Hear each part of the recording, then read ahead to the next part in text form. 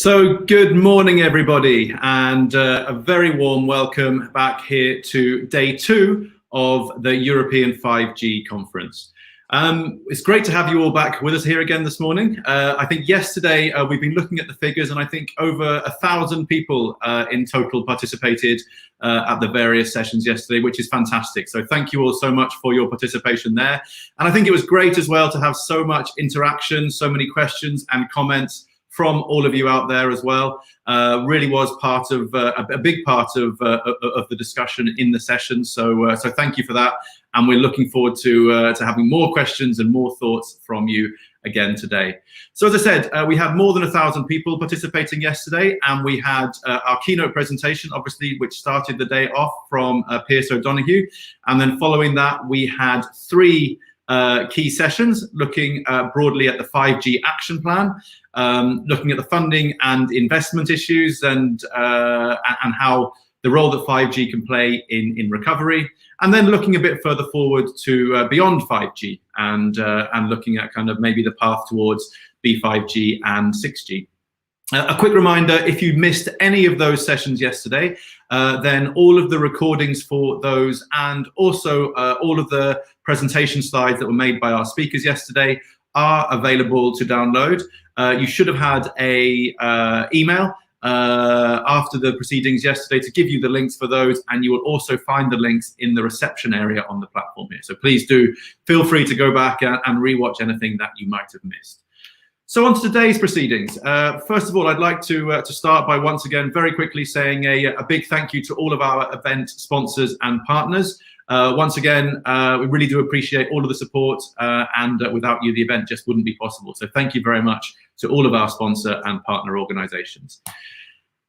And then today we once again have a busy day ahead of us. So we're going to be starting very shortly with a focus on the issues of security and resilience. Again, something that was brought up quite regularly during some of the discussions yesterday. So we're looking forward to a session focusing specifically on that.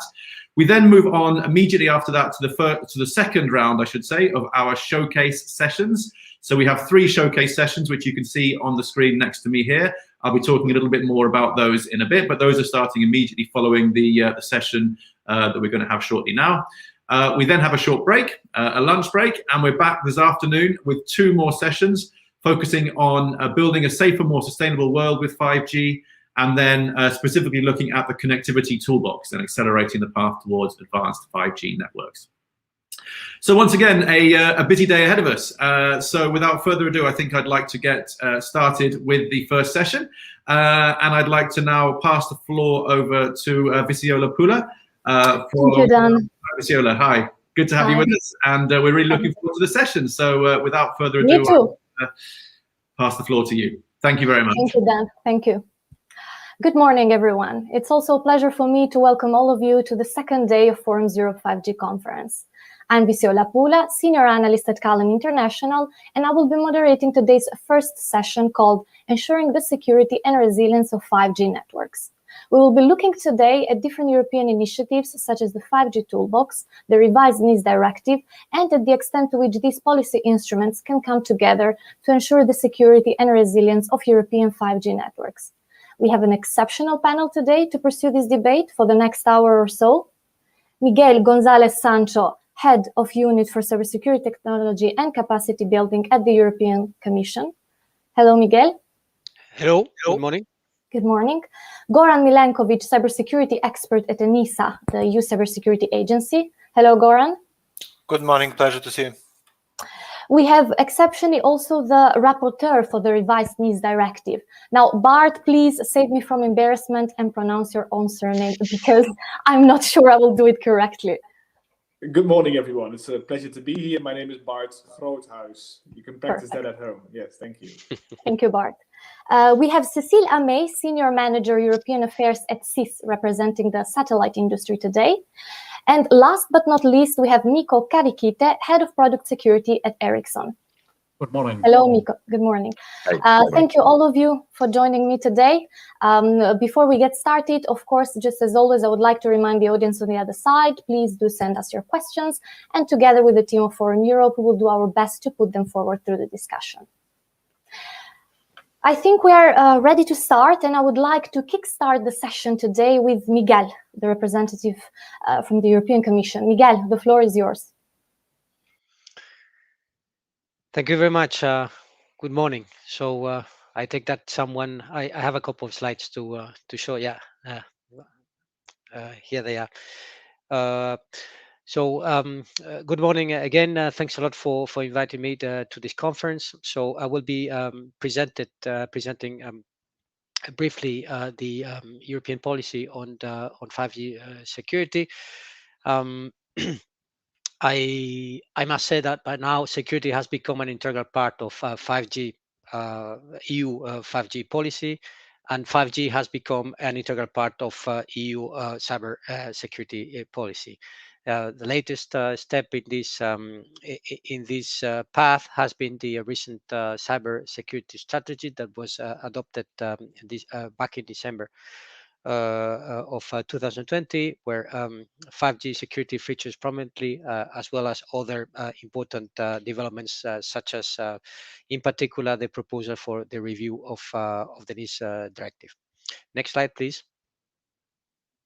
This is the timeline of what has happened recently. 5G security policy, I must say, is a relatively young policy, a bit less than 2 years, but it has attracted a lot of attention in this time, media attention, but also from the market, of course, and a lot of policy activity around Europe in all member states. I'm not going to go into all the different steps. I would like to pass a couple of messages about who are the delivering, who is at the delivering end of this policy. Well, those are basically the European level, Commission and ESA, but member states especially, so public authorities. It's a public authority-driven process. And of course, at the receiving end, you have different actors, mobile network operators, vendors of technology, regulators. When it comes to the policy delivery, as I said, we have on the one side Commission and ESA. Our role there is very much to advise on the methodology, on the timing, to support monitoring, and therefore, accordingly, the process, let's say, of this EU cybersecurity policy was initiated with a recommendation from the Commission back in March 2019. And the latest step of this process was the communication that I mentioned before on the cyber security strategy, accompanied by a report on the implementation of the policy of 5G security. But otherwise, the process is driven, led by member states, in particular by the NIS Directive Cooperation Group, which has adopted the different reports and documents in this process. That in particular, toolbox. I will talk about it a bit later. A progress report, and also the EU risk assessment. What I have to say is that this is about a common European approach, but it's not a mandatory. It's not, it's not legislation, European legislation. It's a policy. It's a consensus-based policy approach. As I said, a common EU approach. After all, we are internal market, so we need a common take to these things. But at the same time, with flexibility for member states who are competent on security matters to implement the toolbox according to their local national conditions. Next slide, please. So important to say is that, at the beginning, there was in 2019, there were all member states performed national risk assessments. And on that basis, there was a European risk assessment that was established. So common view about the threats around 5G security. I mean, security threats, the threat actors, the assets at stake, technical and non-technical vulnerabilities, and that led to a common understanding by all member states of what were the main 9 security risks associated with 5G. And those were grouped into 5 scenarios. So that was the assessment of the risk landscape by member states that was done back in October 2019, based on individual assessments of all member states, as I said before. Next slide. And that led to the response, in a way, which is the so-called toolbox of mitigating measures for risk 5G security risks. So this is an objective methodology made up of measures then risk mitigation plans. I mean, taking based on the different measures proposed, and also some conclusions. There are strategic and technical measures in there, supporting actions. I will not go into that detail. Next slide, please. So that is what I was actually starting to describe, the different components of the toolbox, those strategic and technical measures, things such as reinforcing the powers of the regulators, or assessing the risk from the providers of technology, and things like that. So a toolbox, as the name indicates, it's a series of elements that allow then member states, in this case, to address the risks that they have assessed for their own national reality. Next slide, please. The last step in this process is, as I mentioned before, was the cybersecurity strategy that was adopted last year in December, and this was, as I said, accompanied by a progress report on the status of the implementation of a toolbox in Europe.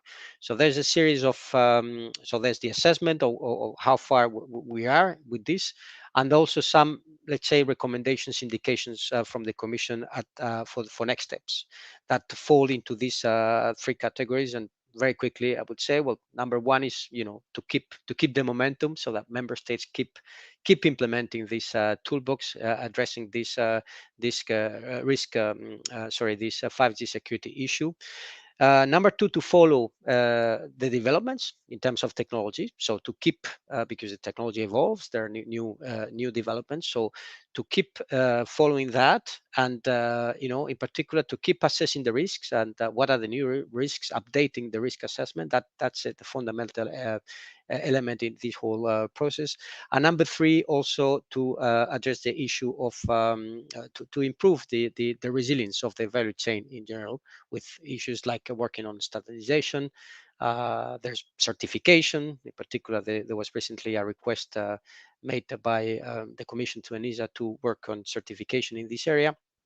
And overall, to keep working on this issue that of 5G security, which is a long sustained effort that will continue. So I think my time is up. That's what I had to say so far. I look forward to a discussion afterwards. Thank you very much.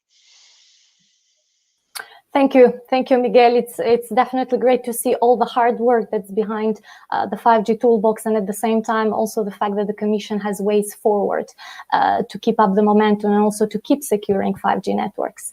I would like to thank you again, and I would like to bring to the floor our next speaker for today, Goran. The floor is yours. Thank you, Viziola. Thank you, Miguel.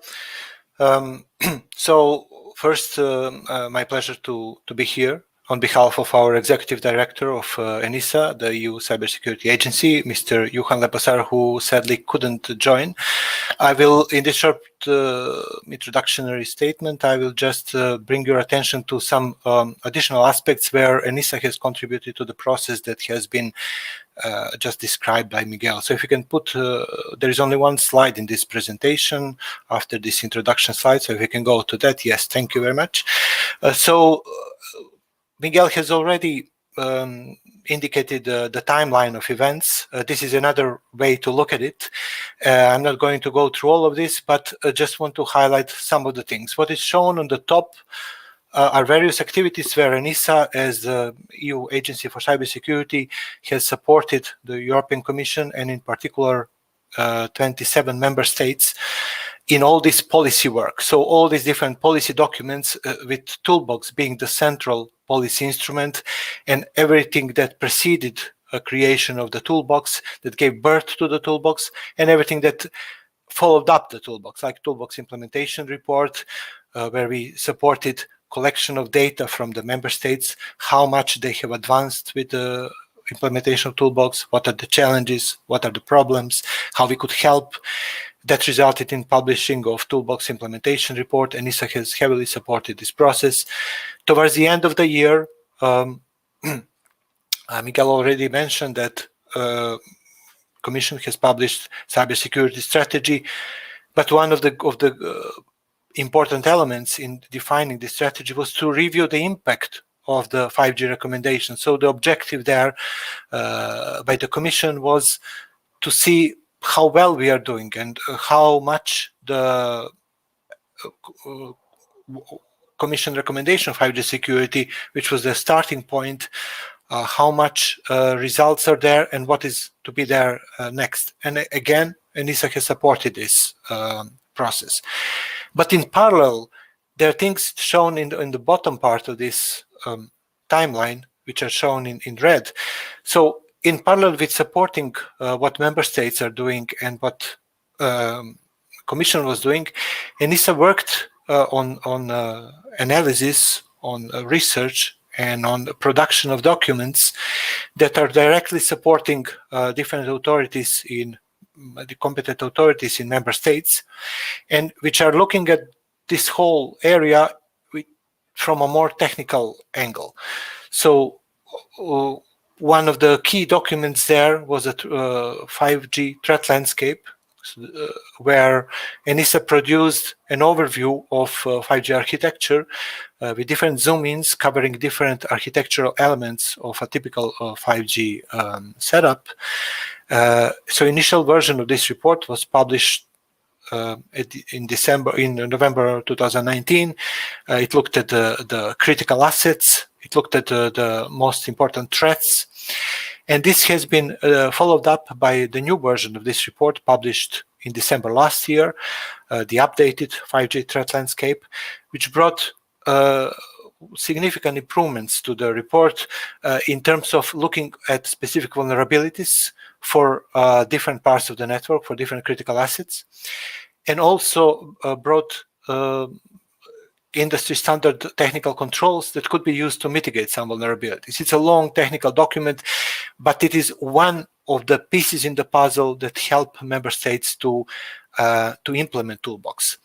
At the same time, I have to say that ENISA is not new. This area of securing mobile networks, ENISA is not a new player in this field. Yes, 5G is a new generation that is coming, and all this policy context that we are talking about is creating the scene where ENISA plays its role. But ENISA has been active in the domain of telecom security and mobile security for many years, more than a decade. ENISA has led a so-called Article 13A group, which is a group of national regulatory authorities in charge of ensuring security and ensuring that operators basically implement security measures in their networks and services. And also, towards the end of last year, we have published the updated, what we colloquially called telecom framework, which is actually the guideline on how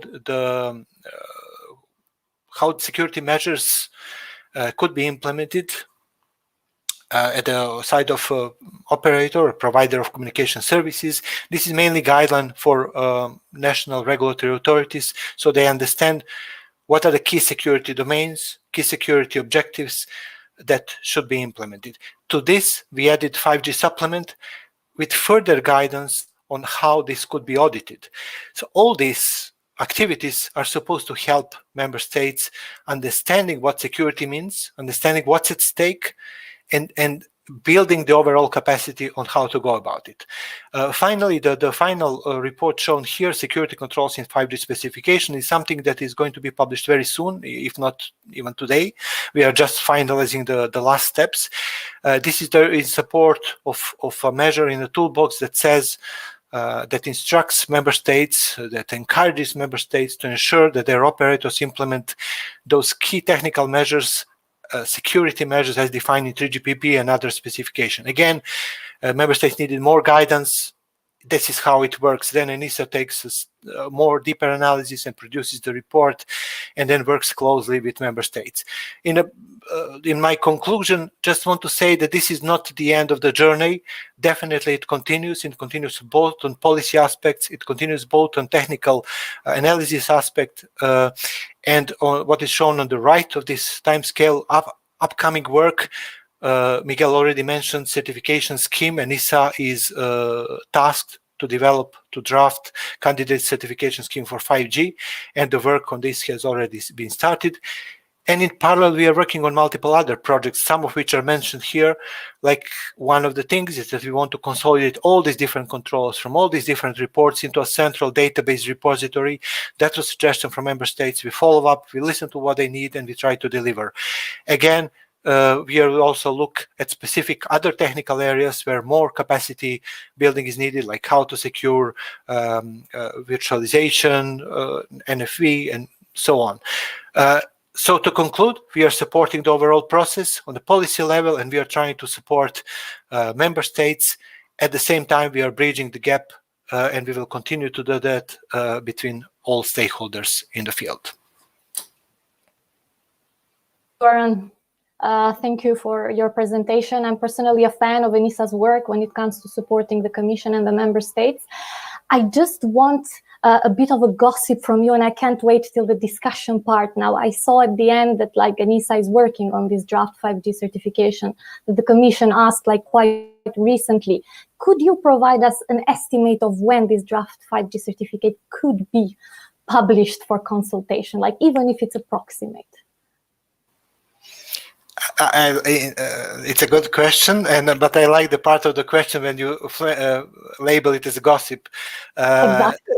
That is exactly what it is. I wouldn't really speculate with timelines. Why? Because the request is very, very recent. We are talking about days that ENISA has received this request. So what is happening at the moment is that ENISA, we have a dedicated team looking at this. And there is a process to kickstart all activities. There are multiple bodies involved, and there will be also a public call for ad hoc working group where experts can join. So at this moment, this time plan is being also drafted. So the best I could say is stay tuned. There's a lot of things happening, but we will find out much more in the coming weeks. Okay, thank you, Goran. I would like now to go to our third speaker for today, Bart. Thank you. The floor is yours. Good morning. Good morning, everybody, and thank you for these wonderful introductions. It's also about the why, about the how, and I would like to also address the political assessment on the why. Why are we doing it, and why will we keep doing it, and what are our consultations on this? And I'd like to start with a couple of technical assessments from a political angle, and then a couple of, let's say, legal and then strategic angles. And let me just start by saying that, of course, we are very aware in Parliament that the debate on the core and the edge that is evaporating because the new architecture that 5G entails, and the Commission has put that forward in its toolbox. And the debate, however, has been focused on whether there could be a backdoor in equipment. And from a political point of view, I followed that debate quite closely, but I dislike it. It's not the debate that we should have, because whether there is a backdoor or not is not the question. You can always insert a backdoor with any firm or software update that you have. And apart from the fact that also that the United Kingdom HSEC has demonstrated there's an above average number of faults in the code of certain products of CTE and Huawei, for example. which some of them can be exploited, but that's not the question either. It's not the question of a backdoor. It's not the question of the number of errors in code. What is the question, I think, that we can't exclude backdoors, also by accessing 500 million lines of codes in a certain router.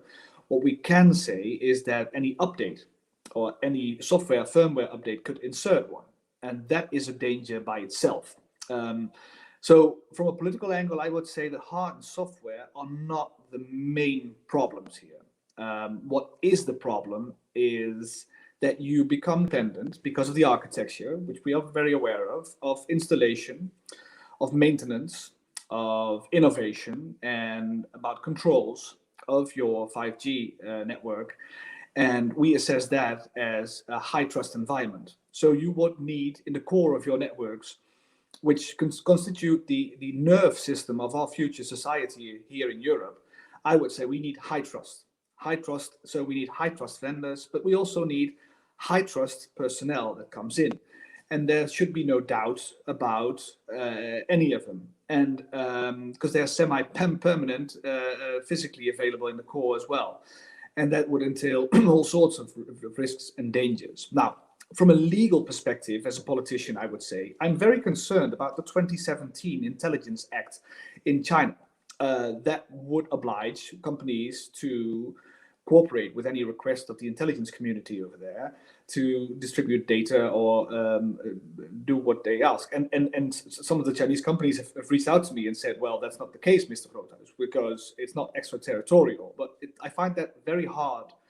I find it very hard to believe, because I see many Chinese companies operating worldwide, and they don't operate like we do in the West. There's not a clear division between the state and the private sector there. And the idea that companies could independently from the state would operate, I think it's somewhat bizarre if you look at the entire way of doing business. And I'm not for or against doing business with China. I enjoy doing business with everyone, and I think that we should keep good industrial contacts, and I think there are. And I think that we should proceed in trade and in cultural exchanges, and I'm very excited about the way China is involving itself, people getting out of poverty and the way that technology is being put forward, and I enjoy watching it, and I really appreciate it. But we should also say there's risks involved here. So the 2017 cooperation is also about covert cooperation, right? We've seen Advanced Persistent Threat 3, a Chinese hacker group, which cooperates with Boyusec, a company from the Chinese Ministry of State Security. I found that very annoying and very, very discomforting, because it was about vulnerabilities in Huawei software and hardware, and it was being exploited by a Chinese state-sponsored group. And I found that very disturbing. From a political angle also is disturbing. What I said is it's a nerve system of our future society. And it constitutes also, therefore, a political, military, strategic playing field. And that we should also acknowledge. So this 5G toolbox, what we just spoke about, is also about that. It's not just about China. It's about any country, about anyone. Because we think that you either have control of the backbone of your telecom communications operators, or you become the signals intelligence colony of another state. And that is something that I would assess to be true. Now, some of them, some people point out, like the NSA spies, right? The German spy, the Dutch spy. I'm a Dutchman, so everyone spies. So we shouldn't do that. That shouldn't be hard. Well, the only thing I'd like to learn from some of the cases that have been in the public domain, I think it's true, and I think that the temptation, that's the lesson that we should learn. The temptation for any nation to spy on telecommunications is so large. The temptation is, I mean, also the Dutch were blamed, right? We're a small, not that meaningful country, but even we were tempted to do so. So I think, and then the Swiss and the German would be tempted to do so. So why wouldn't the Chinese do it? So that's my assessment on this. And then I would look at the national legislation. Can you use, for example, intellectual property? Can you use that for your national industry to benefit your national champions? And in some countries you can, in some countries you can't. There's also some problems here in Europe with some of the countries that have legislation that I do not like. The United Kingdom has it. France has it. The United States does not have it. Sweden does not have it. Their laws are fine. Finland does not have it. Their laws are fine. So that's one of the assessments that I take into account as well. all in all, I would say a political assessment, it's very good to look at risky vendors. Now, that brings me to the NIS. So the NIS directive is apart from the 5G toolbox, of course. And one of the best things I've seen in the NIS is that the 5G toolbox is actually an inspirator. I see that, for example, that the methodology of risk assessment, supply chain assessments that the ENISA has evolved and thought of, and the Commission has thought of, are actually being introduced in the NIS too, and I think that's a very good practice. I'd like to extend it. And like Miguel said, 5G is cyber and cyber is 5G, and we're looking at supply chains, and it's a matter of trust, and we should work on trust. So if anyone would ask me, what can we do to make sure that we can operate inside the 5G market as a politician, I would say, work on the trust. That's all we're asking. And a few last remarks then. The reason I say it is because technology has become part of the geopolitical scheme. Geography always was the main driver for geopolitics, but nowadays I think technology is the main driver, because we can get into people's living room, into people's cars, refrigerators, and there's a new era coming, and it's very exciting what is going to happen. But it's also very, very a new playing field that we should think of very carefully. And we use the NIS for that as well, to think carefully of what kind of supply chain dependencies do we want, what kind of what risk appetite do we want, what do we not want. And I think we're very close on, with the Commission and Council, we are close on getting into a new era in this. So I think that the political aim and the political goal and the direction I'd like to address is that we should be looking at new standards, we should be looking at new technology, because it has become politicized. And although I do not like it, for example, the standard setting in 6G already is very politicized, and I think it's wrong. It should be technocratic. But I see it in different sectors as well. Across the high-tech sectors, many companies come to me and say, well, we see political interference in the standard setting bodies. I dislike that. I want it to be technocratic as well. So there's a huge agenda before us, and I conclude with that. And I'd like to conclude with the remark that technology has become politicized, and that's a bummer, but we will continue in addressing our sovereign strategic technological future here in Europe. Thank you very much, and looking forward to your questions. Thank you, Bart, for providing the political side of this debate. Just a quick follow-up, since I have the pleasure to have you here. You mentioned, I think, high-risk vendors, and you said that we need vendors that we can trust. You mentioned the core network, the edge network. Would you be actually for excluding vendors that we don't trust from the whole network, or only from specific parts of the network? What would be? Yeah, I think that the 5G toolbox really has pointed down which part of a network or part of the core, which part of the edge. It's more difficult than in 4G. I can understand, for example, the switch layer. In 4G, you would tap an antenna into a switch layer, and now it's virtualized. So it's different, right? You can't that easily mitigate by diversifying your supply chain. So it's become more hard, but it's not become impossible. So I would say that we need a risk-based approach, and that the 5G toolbox really provides. So I endorse that. Thank you, Bart. We go up to our next speaker, Cécile. The floor is yours. Good morning, good afternoon for those who have joined us from the Middle East or Asia, I guess, and maybe good night for those who are listening us from the US. Next slide, please. The satellite sector, of course, is adamant to preserve a very, very high level of cyber security for its networks and for everything that it is doing.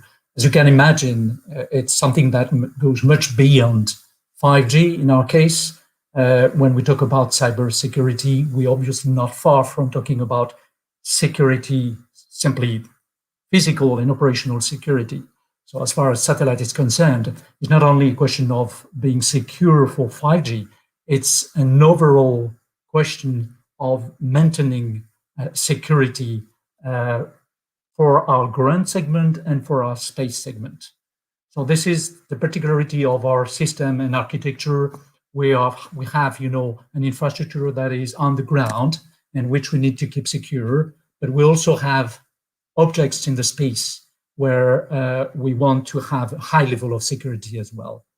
Now, if we look specifically of our type of experience, and if we now focus essentially on 5G, you can see that we have years of experience in dealing with security. We have not waited until 5G is now becoming the standard, and soon 6G. We are concerned about confidentiality, integrity, and availability of content. If you take one example for SES, Astra has led the industry for TV, digital television, and high definition television distribution in Europe. One example of dealing with security and cybersecurity was to, and is still, to encrypt signals when we deliver television content to specific audiences or to specific territories. So this is to deal with digital rights management and copyright. This is one example. But obviously, when we talk about security and encryption, that now goes much beyond, and we have different categories of customers expecting different levels of security. So if you take the example of governmental institutional customers, which include, entities from the defense and military sectors, you can imagine that the level of confidentiality and the standards of cybersecurity needs to be very, very high. So we need to be able to have that level end to end and provide solutions which guarantees that security all along the network.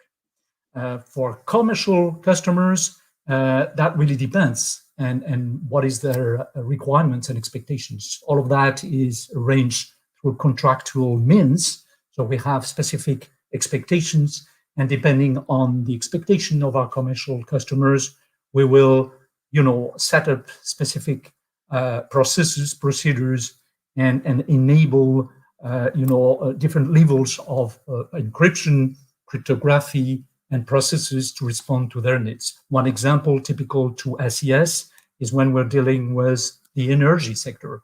I mean, the utilities are obviously adamant to get a very high level of integrity and availability of information and data. Now, what is interesting with 5G is we're getting to a level where technology advances are both an opportunity and a threat. So when you look at the softwareization and the virtualization of networks, that gives us, a lot of opportunities to do things better and deal with cybersecurity in a way that enables us to act more quickly and more instantly. The fact that we're getting included into cloud is also something which leads us to another level of both security and risk.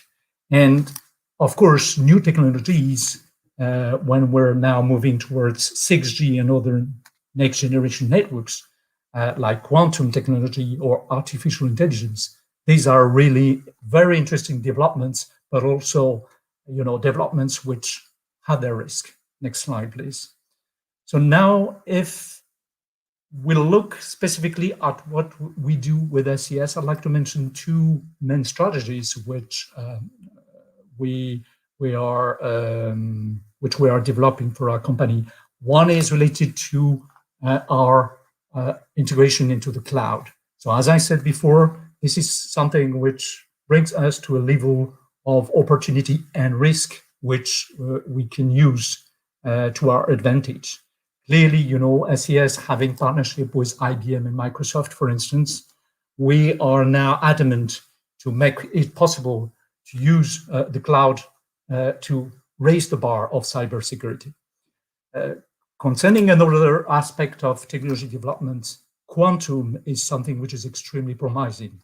Again, this brings a lot of opportunities, but this is related precisely to the risk that quantum computers will raise the computer processes capabilities much higher. So we need to be able to develop key distribution mechanisms that best respond to that level, that new level of technology. Next slide, please.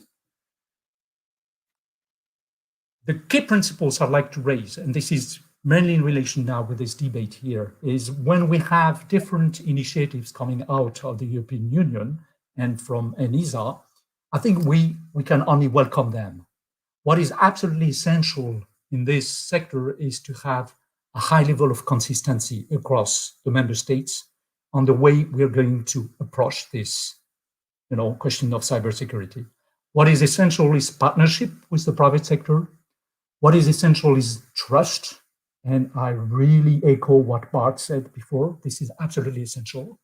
We need to ensure that security end to end, because if you have any weak link from the start to the end of the delivery chain, that can destroy the whole fortress.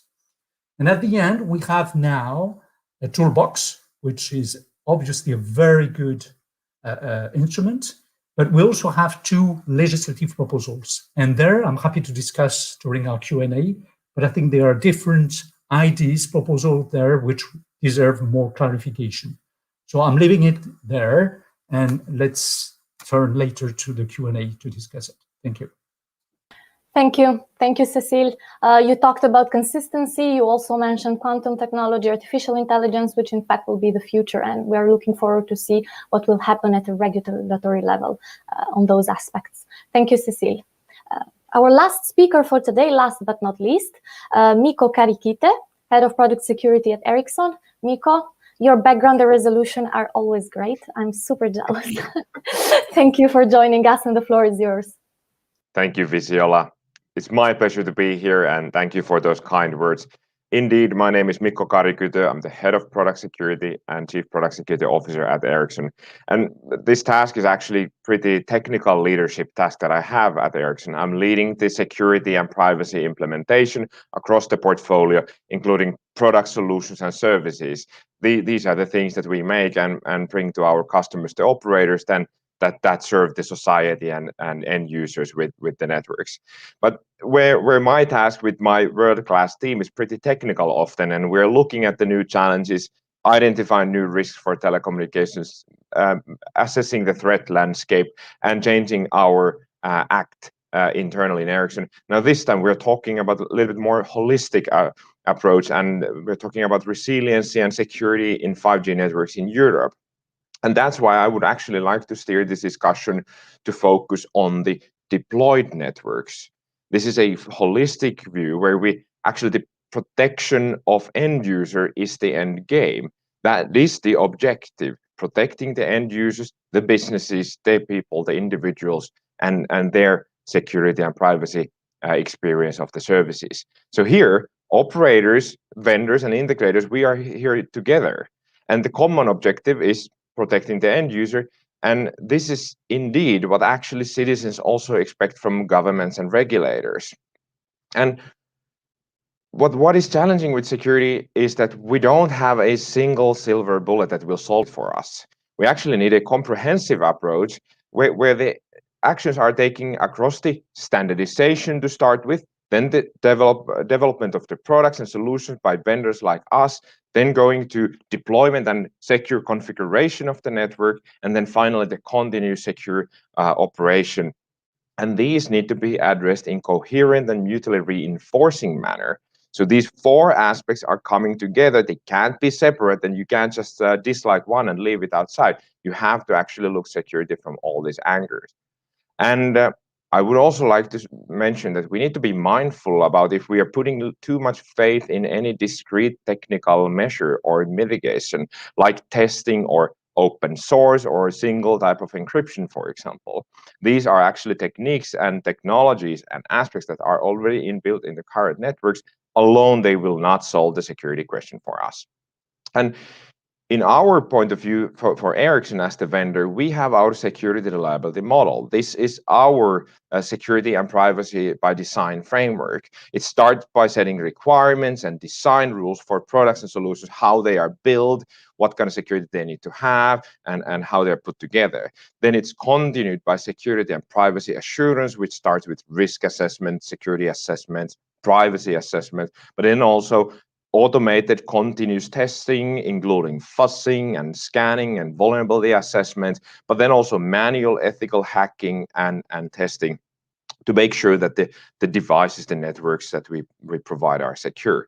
And then our part in this game kind of ends with the services, the support that we provide, for example, in the deployment security of the networks, configuring it with our customers, and then finally, our Ericsson PSERT, the product security incident response team that is then helping globally our customers to overcome and recover from cybersecurity incidents that always happen and will happen also when the asset is such an interesting asset that the operators have. So PSERT is helping the customers to actually fight the threats and actually overcome the incidents and get to the root cause quicker than before. And actually, I'm glad to mention that our PSERT team has been live and kicking already for 17 years. So I would say that that's just one example of the tradition that we have in Ericsson, building secure networks and operating in that space.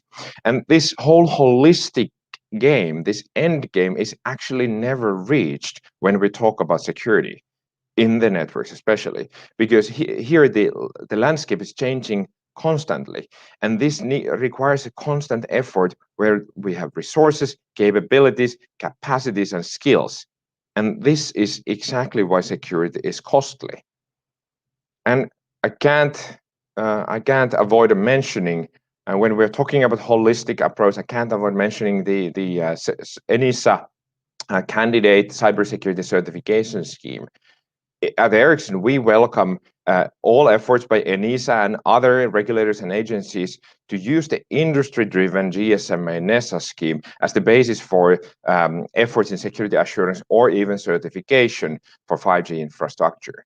Because we believe that the global scheme reduces the risk of fragmentation and conflicting requirements, which may actually more weaken than strengthening the security of the deployed networks, which again still is the focus for all these efforts that we have here. So I think that my message here is actually pretty simple. I think we need to have a unified approach. We need to benefit from the global learnings and insights that we have, and come forward with the frameworks that are supporting business built on these 5G networks. And I would also like to state that improving security is both, it's a necessary but desirable objective also. And we need to approach this task with respect for the challenge, with professionalism. That means that we need skills and capacities, and then we need to be a little bit humble about it. No one has seen it all yet. And as security is an ever-changing landscape, we need to be staying on our toes for 24 hours every 365 days a year. And I would like to actually keep my remarks in the beginning here a little bit shorter and conclude by saying that, again, this is a holistic approach we need. We need to start from standardization, the products, the configuration, deployment, and then the operation. All these aspects need to be covered, and we need to be refrain of putting too much faith into any single technical mitigation. Thank you very much, Visiola. It's a pleasure to be here again, and I'm forward looking for a very interesting chat. Thank you, Mikko. In fact, I really like the word that you use, the end game, because indeed the cybersecurity as a whole is like an end game that you never reach. And you also mentioned the NESAS, which was previously mentioned in ENISA standardization conference as a possible candidate standard for the future 5G certification. Thank you. Absolutely. Thank you. I would like to thank again all of our speakers and their remarks. We will pass now to the discussion. And of course, before I kickstart the discussion, I would like to ask all of the speakers if they have any comments on what their fellow speakers mentioned or presented. If any one of you would like to comment on the presentation of any other of the speakers. Yes, Cecile. Thank you, Visiola.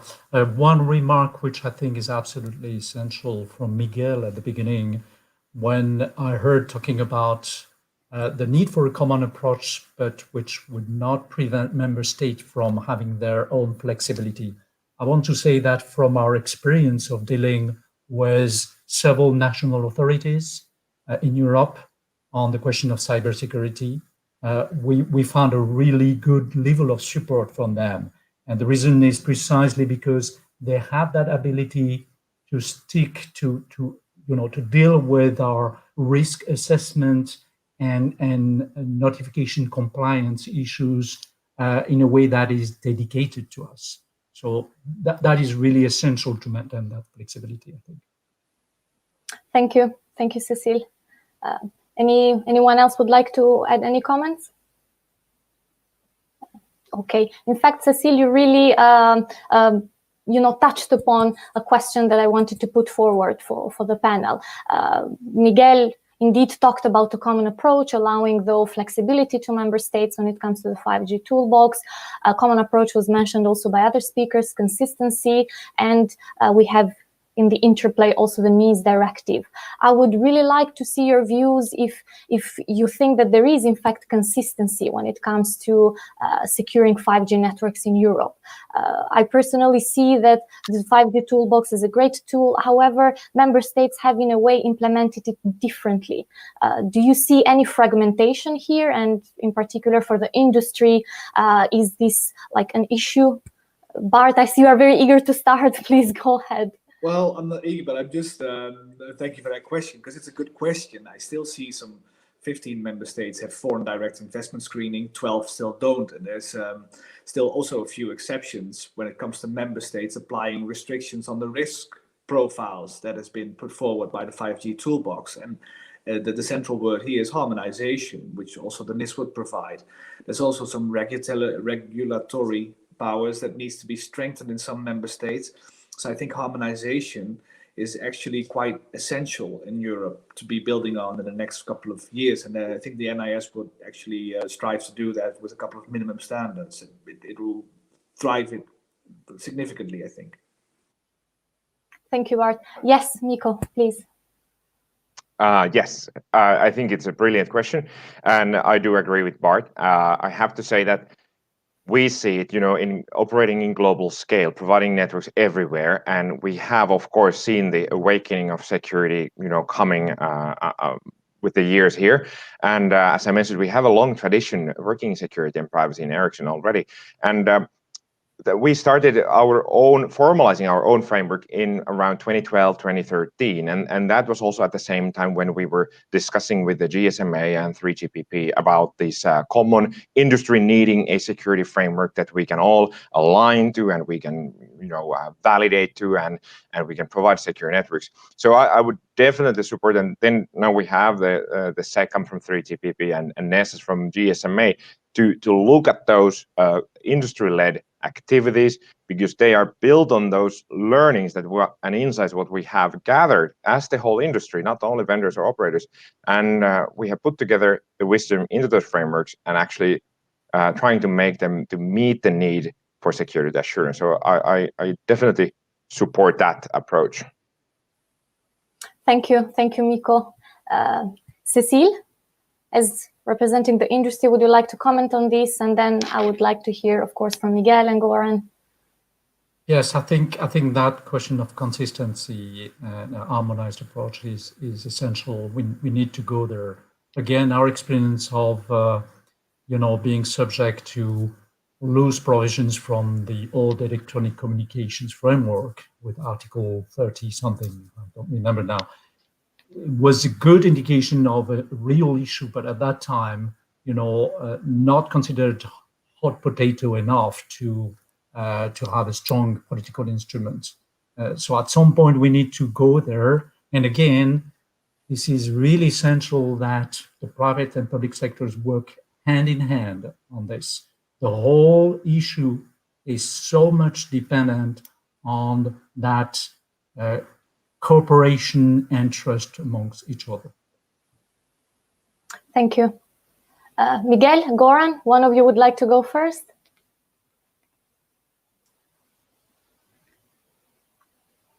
Yes, Goran. Yes, maybe just to mention, probably also on behalf of Miguel, that he was mentioning about key objectives that are defined in the new strategy, and one of those key objectives, key objective number 1, is exactly titled "Ensuring Convergent National Approaches." So this issue with which I agree, that there is a risk of divergency here. All what I want to say that this is known, this is recognized, and there is a plan on what to do there. And this is heavily supporting various activities in order to get to, and it's a role also, and it's a mandate, is to bring these different parties together and to try to support convergent approach. But just one additional comment, if I may, if you allow me. While I definitely agree that the progress is not the same in all member states, as Bart correctly noticed, that there are some things that are recognized in the implementation report and in the review of the recommendation. I would also like to say that at the same time, no one is sitting still and not doing anything. I have to say that I have to remind everyone that Toolbox was published at the end of January. So in February, member states and everyone only had the chance to start doing something. And already by April, they were supposed to provide first evidence of the tangible things. And mind you, this is we received this data and nobody said COVID, pandemic, we couldn't do anything.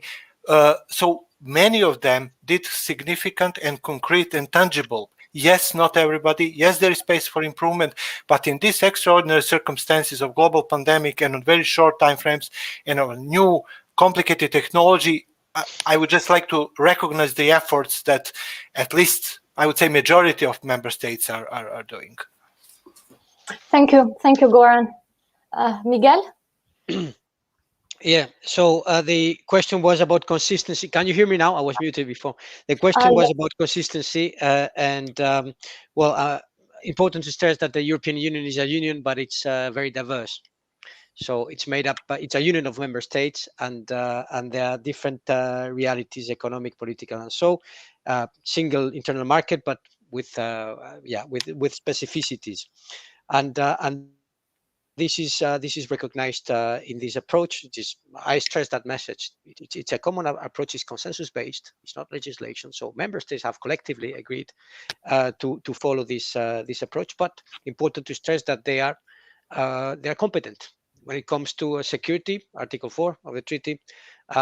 It's their competence. So this is how we are organized. So it really needs to go through. If the Commission would have come up with a proposal for legislation for harmonized approach, we would be nowhere, because I think it's amazing that it's good to remind how sometimes through political consensus, without legislation, without heavy intervention, you can move very fast, and this has been the case here. Now Goran mentioned the words that I actually, I can only confirm: convergence. It's not a one-off, we were not secure yesterday, tomorrow we will be because we have a wonderful measure. No, it's a journey. And in that sense, the purpose is to converge, precisely, to converge in the same direction. This is what is important. And also, as Goran said, no member state is standing still. You can argue. I mean, they are taking different approaches on several issues. They make different assessments, which is understandable, because when we see the developments of 5G, they are different in terms of timing, in terms of who are the providers on the ground. So it's only natural that the risk assessment varies from one member state to the other, and yet the methodology, the approach, the measures, the considerations are common. So this is what is important. So. But as I also stressed, this is by no means something that is going to be a short, kind of short sprint. It has to continue. Technology evolves, new risks emerge, and the important thing is that we're in this process and converging in the same direction as I said before. Thanks. Thank you, Miguel. Thanks to all of you for your remarks. An interesting question actually from the audience that now will bring a bit into the discussion, the e-privacy regulation. 5G technologies will allow for dramatic new technological innovation, but at the same time, it poses some privacy issues. Can the panel comment on the e-privacy regulation and how they see that interacting with 5G developments and shaping the way consumers interact with future 5G technologies? who would like to start first? Miko, yes, it's about consumers, so. Yeah, I think that this is a super important question, actually.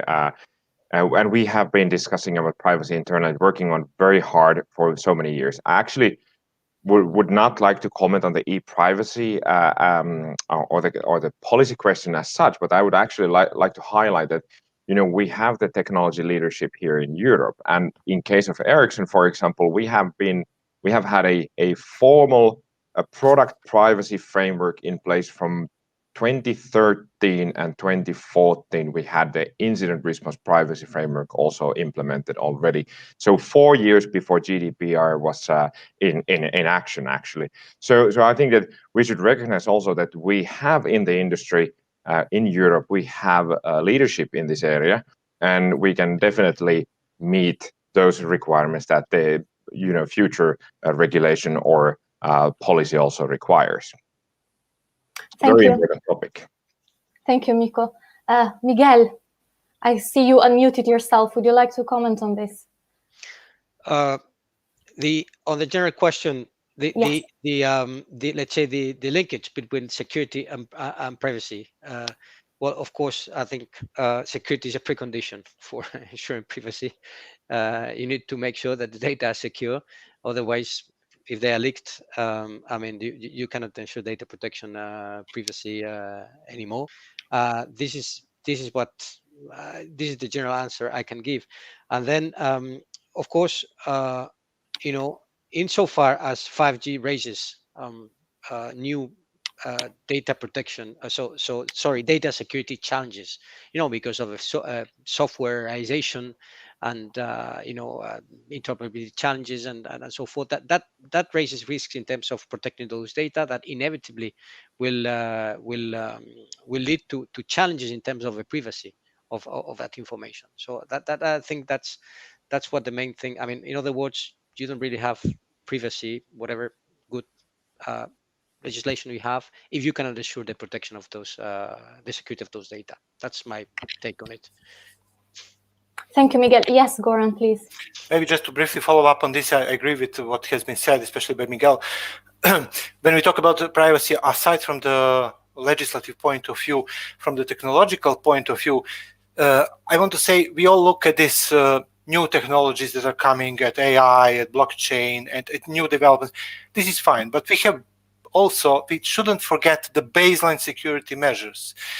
Blockchain might be new, but cryptography is here for hundreds of years, and sometimes is as simple as switching encryption on for data that's sitting on your database somewhere there, and we have examples over and over again of things happening.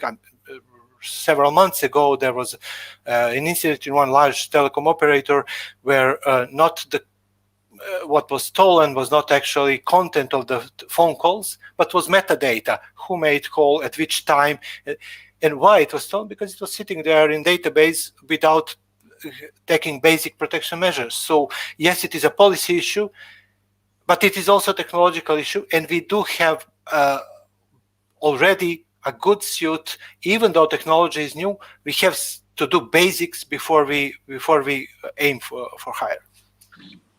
Please, Bart.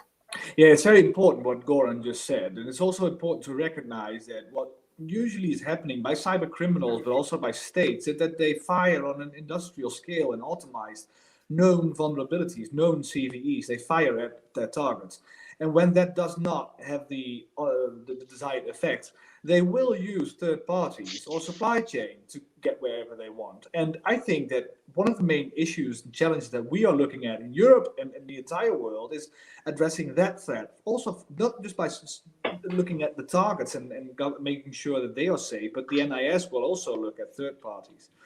Well, and I'm very much looking forward in working with that with the telecom industry as well. Thank you, Bart. Anyone else would like to comment? Cecile, maybe some few last comments? Yes, Goran, I see you raised your hand. Sorry I just wanted to follow up on Bart, because Bart mentioned exactly important issue about these vulnerabilities and risk from third parties. And I just want to mention that ENISA also looks at reports, incident reports, and we collect data about incident reports in telecom sector. The report that we published recently that looks at what was happening in 2019 shows significant increase in failures and incidents that could be, or security incidents that could be mounted to third-party failures. So it's so those account for 31% of overall reported incidents in telecom sector, which is 3 times more than in 2018. I think this is a clear message that we have to take a close look at that. Thank you, Goran. Thank you for providing also this data. Cecile? No takeaway. No remark, no. Okay. Perfect. Stay with me because you are next in line. We talked also about the NIS directive today, of course, the NIS2 directive, which in fact one of the novelties that the revised NIS directive will bring is extend the scope of the sectors that will be covered. And space, Cecile, is one of them. What would be your takeaway on the involvement of space under the NIS directive, the NIS2 directive? And I know you had also some questions, I think, for the Commission, and it's a perfect moment to ask them. Well, I'm sure Miguel and I can talk more about it privately, but indeed, we have several questions of clarifications regarding NIS2. And there is one particular aspect which is interesting is, as part now of the essential entities, the 10 sectors which have been identified, one is space, and the way it is defined raises some questions. We're talking about operators of ground-based infrastructure, owned, managed, and operated by member states or by private parties. So the question here is really, what is it exactly that we're talking about? So my understanding or our understanding is that we're talking about the ground segment, the earth stations. I guess we're also talking about where these ground stations are established. But cybersecurity is not only about, protecting physical site, although, of course, the question is critical in our case. It's about having that security all over the network. We're moving from the core to the edge. So it's irrespective of the physical entity itself. Now, the question really is, as far as space is concerned, is it right, our interpretation, and is it correct to deal essentially with the ground segment? Miguel, would you like to follow up on this? Well, as Cecile said, we can follow up on that bilaterally. I stress that this is a proposal, so this is the start of a process, and which we want to be relatively quick by legislative standards, because we do see the quite positive reaction, from member states and from stakeholders involved. But this said, of course, now it's the time indeed to refine. Okay, of course, to find a political consensus, but also to refine and to have a tight text, and issues such as the one that that Cecile has raised on specific. On the specific, let's say, definition and understanding of a particular sector. This is the kind of issues that pertain to precisely the discussion that we are having now. That we actually started discussing with member states. Not that yet, because the discussion just started. But this is precisely the type of issues of refinement where will need to be discussed. And of course, in particular, the input that the stakeholders which are directly affected by particular provisions, such as the one that Cecile explained, will be very much appreciated by the Council and Parliament, for that matter. Thank you, Miguel. Bart, also as the rapporteur of the NIS2 directive, would you like to add any comment? Well, just in general, I think many companies, large, small telcos, cloud providers, anyway, many will be surprised perhaps by the extension of the scope of the NIS. But I'd actually like to state that I think it's very, very good that we do so. It's very essential, very necessary that we extend the scope and broaden it, because, like I said, third parties are in it. The supply chain is essential, but also public administration bodies and many others who have been hit by cyber attacks and who have been it's been critical, especially in our societies now with COVID, that things keep functioning the way they do. And I think that there's also a cost-benefit calculation. And I will be very eager to get into a debate with any stakeholder to see what we can improve with the legislation like it is now. But in general, I would support the scope that is on the board right now. Thank you, Bart. It's good to see that the Parliament will support the current proposal. Maybe it means for the Commission that, the timing will be shorter to approve it. Thank you. Bart, please stay with me because I have a question from a fellow Dutch, if I'm not wrong. It makes actually a comment on you talking about high-risk vendors, and it asks, why is China still billed as an enemy? If hacking is the problem, then any outside and inside power is a problem. Security should be about assessing risk and addressing the problem, not looking for an enemy. Where are the 5G attack vendors then? Well, listen, to make perfectly clear, we're not looking for any enemies or blaming anyone. We're just looking at what the world looked like in 2021, and we're assessing risks. And by doing so, we are looking at what has actually happened and what are threat assessments from many countries. And like I said, I think hardware and software are not the actual problem. I think the technical and but the strategic and legal aspects of it are. And I also think that some of the making it like personnel working in the core of your network is a problem in itself. If it's being encouraged to steal intellectual property, and I think that a couple of cases that are right now in the courts in the US demonstrate it quite well. And I think that what the politics should signal right now is that we need to build on trust relationships, and that is doable, and we can do that. But in the current threat assessments, we also need to take into account reality, and that's what we're doing right now. Thank you, Bart. A last question for this session. Unfortunately, we're reaching our time limit. How do the panelists look at EU collaboration with other jurisdictions like the US or India involving best practices frameworks for cybersecurity in 5G networks? Inculcating, maybe the Commission, Miguel, would like to start with this.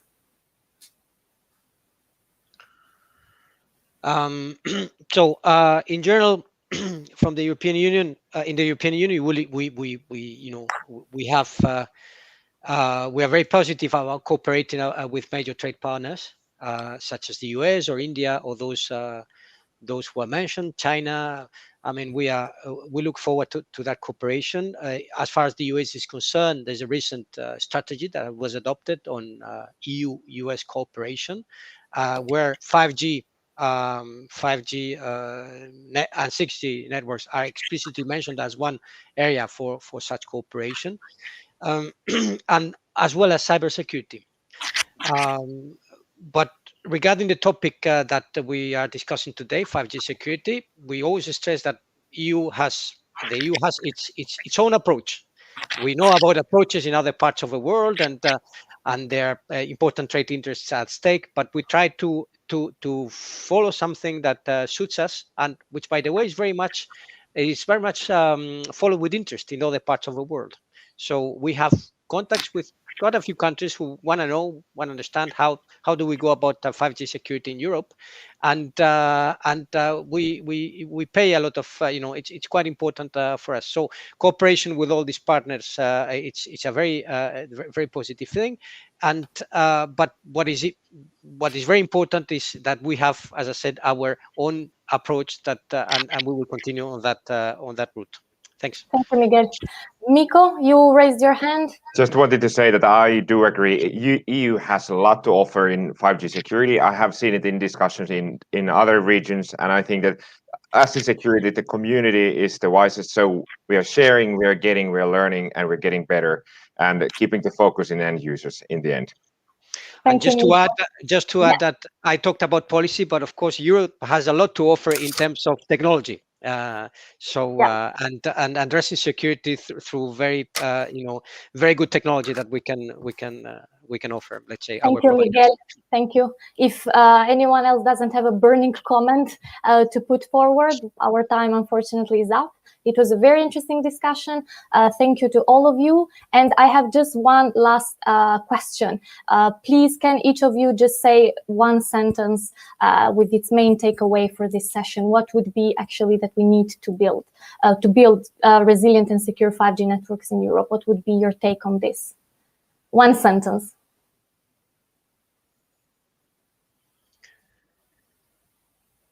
Miguel. Yeah. Or So this is not new, huh? This is not new what I'm going to say, but I will say it again. Security by design. This is this is what we have learned over the last months. Huh? Think of it from the beginning. Thank you. Bart, you had one comment, I think, and yeah, they are telling me that unfortunately we have to wrap up. So just your sentence. Apologies to the other speakers. It seems that we need to close the session. No, I like what Miguel said, security by design and a common approach and harmonization. Of course, yes, yes. Thank you very much for this great. Thank you very much. Thank you to all of you. It was a pleasure. And yeah, let's keep up with the other events of Forum Europe. Stay tuned. Thank you. I pass to you, Dan. Thank you, Visiela. Thank you so much, and thank you also to our panelists. And apologies for saying that we had to wrap up. I know that some of the speakers in our showcase sessions have a hard stop, so we needed to move on. But we could have carried on that discussion. And thank you all so much for that. And yeah, a really, really interesting discussion. So really do appreciate that. Thank you. Thank you. So next up, we do now move straight on to our showcase sessions. So we have 3 parallel showcase sessions which are going to be now running. You can see those on the screen. So stage 1, we have a showcase session from Nokia, focusing on Nokia's vision on 6G, perspective of a European global player. Showcase stage 2, again, looking towards 6G. Huawei are hosting a session looking at taking verticals from 5G towards 6G. And on showcase stage 3, building the future European 5G networks with Open RAN. So Open RAN, an issue that was covered in some of the sessions yesterday, and Facebook are now hosting a showcase stage there, focusing on that. So those sessions will be starting in just about 1 minute over on the 3 showcase stages. Click on the Stages tab on the left-hand side of your screen, and then you can navigate to the stage that you want to go and watch. We are then back here at, I think, 1:30 CET with our next plenary session, which is going to be looking at building a safer, more sustainable world with 5G. So we'll see you back here then, but in the meantime, please do enjoy the showcase sessions, and thank you again to all of our panelists, and of course, to Visiela for this morning. Thank you.